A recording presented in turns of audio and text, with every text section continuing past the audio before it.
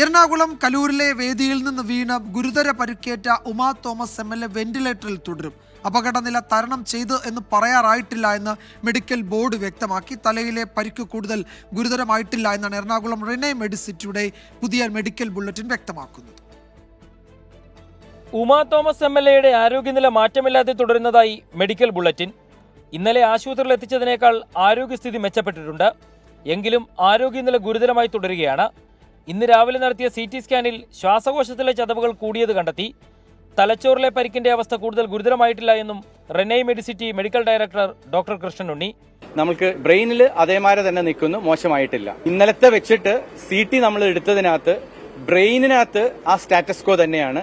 സാധാരണഗതിയിൽ second day ആവുമ്പോൾ നമുക്ക് മോശമായിട്ടുള്ള ബ്ലീഡിങ്ങോ അല്ലെങ്കിൽ അങ്ങനെ ചതവുകളോ വേറെ കൂടുതൽ എന്തെങ്കിലും കാണാറുണ്ട്. അതൊന്നും നമ്മൾ കണ്ടിട്ടില്ല. അപ്പൊ അത് തന്നെ ഒരു നല്ലൊരു കാര്യമായിട്ടാണ് കണക്കാക്കേണ്ടത്. നിലവിൽ MLA വെന്റിലേറ്ററിൽ തുടരുകയാണ്. ശ്വാസകോശത്തിലെ ചതവുകൾ മാറുന്നതിന് വേണ്ടി ആന്റിബയോട്ടിക്കുകൾ ഉൾപ്പെടുന്ന ചികിത്സയ്ക്കാണ് പ്രാധാന്യം നൽകുന്നത്. സ്കാനിങ്ങിൽ പുതിയ പരിക്കുകൾ കണ്ടെത്തിയിട്ടില്ല. നമുക്കിപ്പോൾ ഒരു ചാലഞ്ച് ആയിട്ടുള്ളത് ലങ്സിലാണ്. ലങ്സിൽ നല്ല ഇന്നലത്തെ ചതവ് വന്നിട്ട് ആ ചതവിനകത്ത് കൂടി ഉണ്ടായിരിക്കുന്ന രക്തസ്രാവം എന്ന് പറഞ്ഞാൽ രക്തം ആസ്പിറേറ്റ് ചെയ്തിട്ടുണ്ട്. പിന്നെ നമുക്കുള്ള ചതവ് പറ്റിയിട്ടുള്ള റിബ് ഫ്രാക്ചറാണ്.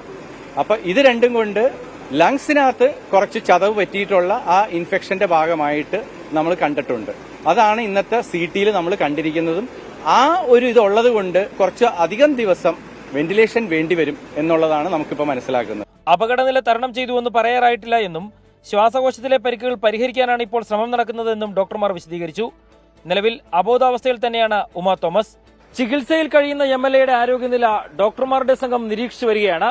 ആരോഗ്യം മെച്ചപ്പെടുന്നതനുസരിച്ച് വെന്റിലേറ്റർ സപ്പോർട്ട് കുറയ്ക്കാനും മെഡിക്കൽ ബോർഡ് യോഗത്തിൽ ധാരണയായിട്ടുണ്ട്. അഭിജിത്തിനൊപ്പം ശ്യാംകുമാർ, 24 കൊച്ചി.